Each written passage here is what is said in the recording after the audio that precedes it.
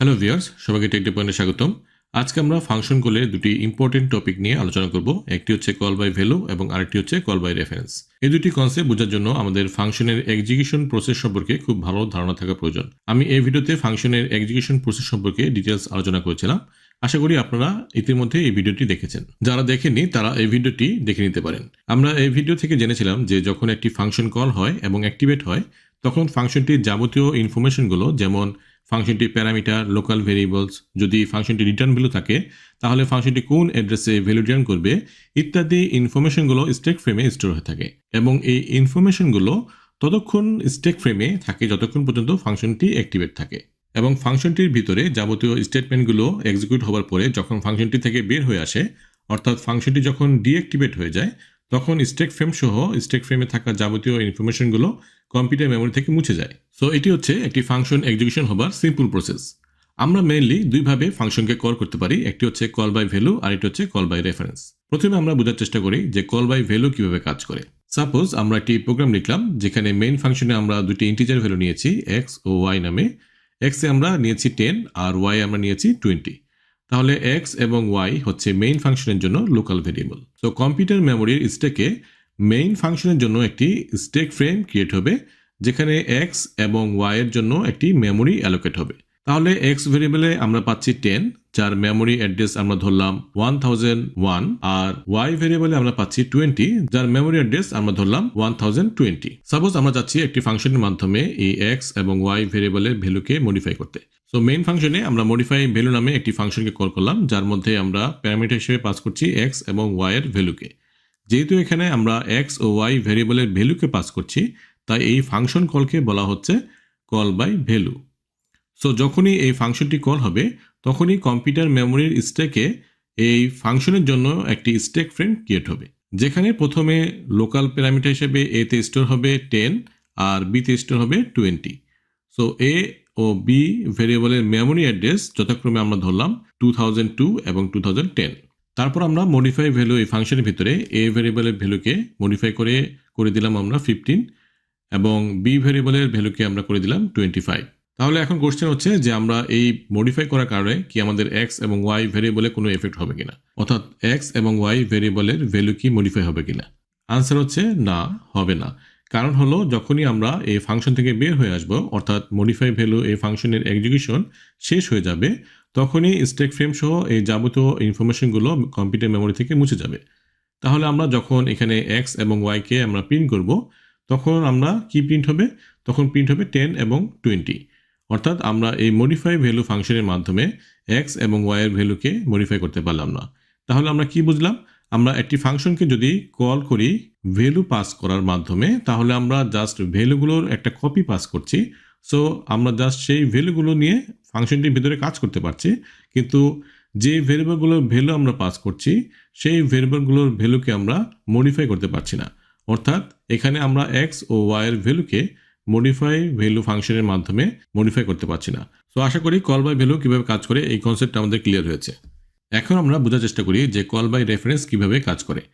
Call by রেফারেন্সের ক্ষেত্রে আমরা ফাংশনের ভেরিয়েবলের ভ্যালু পাস না করে ভেরিয়েবলের রেফারেন্স বা অ্যাড্রেসকে পাস করব। আর আমরা জানি যে পয়েন্টারের মাধ্যমে আমরা অন্য ভেরিয়েবলের অ্যাড্রেসকে স্টোর করতে পারি।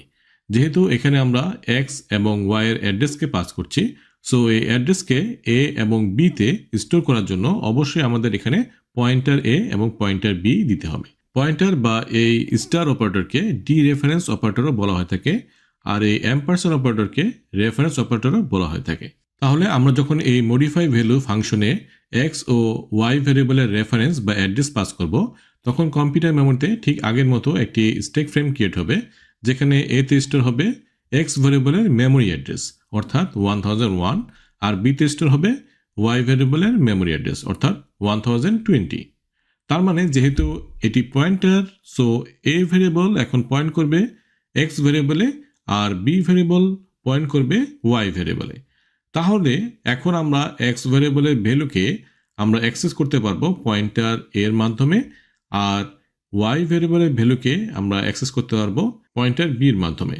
সো এখন যদি আমরা পয়েন্টার এর ভ্যালু মডিফাই করে 15 করি, তাহলে আসলে আমরা এক্স এর ভ্যালু মডিফাই করছি, আর আমরা পয়েন্টার বির ভ্যালু মডিফাই করে 25 করি তাহলে আমরা আসলে y এর ভ্যালুকে মডিফাই করছি। এখন যদি আমরা ফাংশনটি থেকে বের হয়ে আসি তাহলে কম্পিউটার মেমোরি থেকে এই স্ট্যাক ফ্রেম মুছে যাবে, কিন্তু আমাদের তাতে কোনো প্রবলেম নেই, কারণ এখানে আমরা আমাদের x এবং y এর ভ্যালু অলরেডি আমরা কিন্তু আপডেট করে ফেলছি। সো এখন যদি আমরা x এবং y এর ভ্যালুকে প্রিন্ট করি তাহলে আমরা পাবো x এর ভ্যালু 15 আর y এর ভ্যালু পাবো 25। তাহলে আমরা কল বাই রেফারেন্সের মাধ্যমে আমরা এভাবে x এবং y এর ভ্যালুকে আমরা মডিফাই করতে পারছি। তাহলে আশা করি আমাদের এই কল বাই ভ্যালু এবং কল বাই রেফারেন্সের ফুল কনসেপ্টটা আমাদের আশা করি ক্লিয়ার হয়েছে। এখন আমরা আমাদের এই প্রোগ্রামটিকে রান করে দেখব যে আমাদের কনসেপ্টটি ঠিক আছে কিনা। সো এখানে আমরা ফার্স্টে এই x এবং y এর ভ্যালুটাকে প্রিন্ট করছি, তারপর আমরা মডিফাই ভ্যালু এই ফাংশনটাকে কল করছি এবং যেখানে আমরা ভ্যালু পাস করছি অর্থাৎ x এর ভ্যালু এবং y এর ভ্যালু, তারপর আমরা মডিফাই ফাংশনের মধ্যে আমরা a এবং b এর ভ্যালুটাকে চেঞ্জ করছি, তারপরে আমরা আবার এখানে x এবং y এর ভ্যালুটাকে প্রিন্ট করছি। সো আমরা এই ফাংশনটি কলের পরে আমরা দেখব যে y এবং x এর ভ্যালু আমাদের চেঞ্জ হচ্ছে কিনা। ওকে, সো আমরা এটাকে রান করি। সো এই ক্ষেত্রে কিন্তু আমাদের দেখছি যে আমাদের চেঞ্জ হচ্ছে না, অর্থাৎ কল বাই ভ্যালু এই ক্ষেত্রে আমাদের চেঞ্জ হচ্ছে না। ওকে, সো আমরা এটাকে যদি একটু ডিবাগ করি তাহলে আমরা বুঝতে পারবো। সো আমরা জাস্ট এটাকে অ্যাড ব্রেক পয়েন্ট দিলাম এবং আমরা ডিবাগ শুরু করলাম। সো এখানে আমাদের এখন x আছে আমাদের 10 এবং y তে আছে 20। সো আমরা এখন স্টেপ ইনটু যাব। সো আমরা এটাকে স্টেপ ইনটু দিলাম। সো আমরা কিন্তু এখন এই ফাংশনে ঢুকে গেছি এবং এতে কিন্তু এখন আমাদের 10 আসছে, বিতে আমাদের আসছে 20। এখন আমরা এর ভ্যালুকে চেঞ্জ করব। ওকে, সো আমরা স্টেপ ইনটু দিলাম, এর ভ্যালু কিন্তু চেঞ্জ হয়ে গেল। তারপর আমরা বি এর ভ্যালু চেঞ্জ করব, স্টেপ ইনটু দিলাম, বি এর ভ্যালু চেঞ্জ হয়ে গেল। এখন আমরা ফাংশন থেকে বের হয়ে আসব। ওকে, সো আমাদের স্ট্যাক ফ্রেম থেকে এই এ এবং বি এর সব কিছু মুছে যাবে।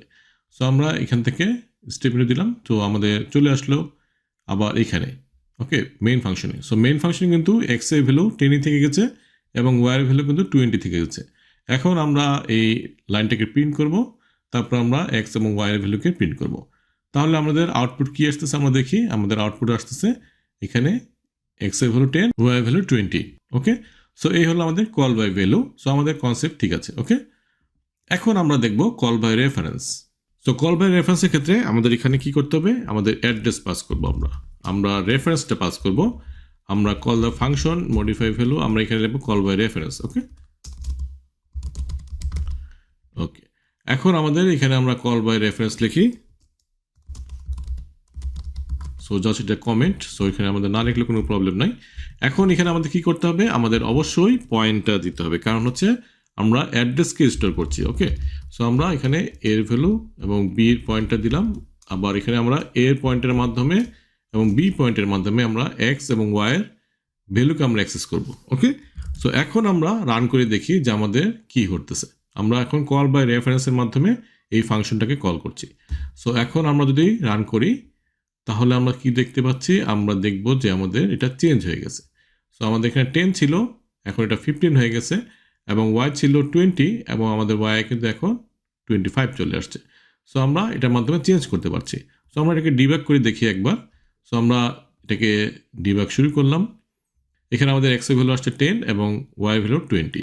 সো আমরা এখন এই ফাংশনটাকে আমরা কল করছি। এখন আমরা স্টেটমেন্ট দিলে আমাদের ফাংশনে ঢুকে গেল। সো এখানে আমরা কিন্তু দেখতে পাচ্ছি যে আমাদের কিন্তু কোনো ভ্যালু স্টোর হয় নাই। আমাদের ভ্যালু কি স্টোর হয়েছে, আমাদের মেমোরি অ্যাড্রেস কিন্তু স্টোর হয়েছে, অর্থাৎ আমরা পয়েন্টার এ এবং বির মাধ্যমে আমরা এই স্টোর করছি এই এক্স এবং ওয়াই এর মেমোরি অ্যাড্রেসকে। ওকে, সো এখন আমরা এখানে একটা আমরা এ এবং বি আমরা এখানে দেওয়ার চেষ্টা করি, এ এবং পয়েন্টার বি। ওকে, সো আমরা এটার মাধ্যমে আমরা দেখতে পাচ্ছি যে আমাদের পয়েন্টার এ বির মাধ্যমে আমরা ভ্যালুকে অ্যাক্সেস করতে পারছি। এই অ্যাড্রেসের যে ভ্যালুটা আছে সেটাকে আমরা পয়েন্টার এর মাধ্যমে অ্যাক্সেস করতে পারছি এবং এই অ্যাড্রেসের যে ভ্যালুটা আছে সেটা আমরা পয়েন্টার বির মাধ্যমে আমরা অ্যাক্সেস করতে পারছি। এখন আমরা জাস্ট কি করব, স্টেপ ইনটু দিব। ওকে, সো এই ক্ষেত্রে কিন্তু এখন 15 হয়ে গেল।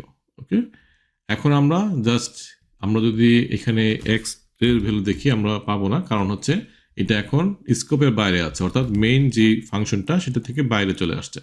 সো এই জন্য আমরা এক্স এর ভ্যালু পাচ্ছি না। ওকে, যখন আমরা এই এক্সিকিউশন প্রসেসটা শেষ হয়ে যাবে তখন কিন্তু আমরা এক্স এবং ওয়াই এর ভ্যালু পাবো। সো আমরা এটাকে ডিলিট করে দিই। ওকে, সো আমাদের এখন এ আমরা 15 চলে গেলাম। এখন আমরা স্টেপ ইনটু দিলাম বি। সো বি হচ্ছে আমাদের 25 হয়ে গেল। সো আমরা কিন্তু আসলে এই অ্যাড্রেসের যে ভ্যালুটা ছিল সেগুলোকে আমরা অ্যাক্সেস করেছি। এখন যদি আমরা ফাংশন থেকে বের হয়ে আসি, জাস্ট বের হয়ে আসলাম, এখন কিন্তু আমাদের এই এক্স চলে আসলো, আমাদের 15, ওয়াই চলে আসলো 25। এখন কিন্তু আমরা এই এ আর বি কে আমরা কিন্তু অ্যাক্সেস করতে পারছি না, কারণ আমাদের স্ট্যাক ফ্রেম থেকে সব মুছে গেছে। এখন যদি আমরা এটাকে জাস্ট প্রিন্ট করি, আমাদের এই লাইনটা প্রিন্ট হবে, তারপর আমাদের এক্স এবং ওয়াই এর ভ্যালুটা প্রিন্ট হবে। তাহলে কিন্তু আমরা এখন পেয়ে যাচ্ছি কি 15 এবং 25। তাহলে আশা করি আমরা পুরোপুরি ক্লিয়ার এখন যে আমাদের কল বাই ভ্যালু এবং কল বাই রেফারেন্স কিভাবে কাজ করছে। সো আজকের এই কনসেপ্টগুলো যদি আপনাদের ক্লিয়ার হয়ে থাকে, তাহলে আপনাদের একটা অ্যাসাইনমেন্ট থাকলো, সেটা হচ্ছে সলভ করতে হবে। অর্থাৎ আমাদের এই সলভ ফাংশনটা দেওয়া আছে এখানে কল বাই ভ্যালুর মাধ্যমে। অর্থাৎ এখানে কিন্তু আমরা এক্স এবং ওয়াই এর ভ্যালুকে আমরা পাস করছি এই সলভ ফাংশনে। সো আপনাদের কাজ হবে এটাকে কল বাই রেফারেন্সে কনভার্ট করা। সো তাহলে আজকের জন্য এইটুকুই। সো আশা করি আজকে এই কনসেপ্টগুলো ক্লিয়ার হয়েছে আপনাদের, এবং কোনো কিছু বুঝতে সমস্যা হলে প্লিজ কমেন্টে জানাবেন, এবং ভিডিওটি ভালো লাগলে অবশ্যই লাইক বাটনে ক্লিক করবেন এবং চ্যানেলটি সাবস্ক্রাইব করবেন। সো দেখা হবে নেক্সট ভিডিওতে।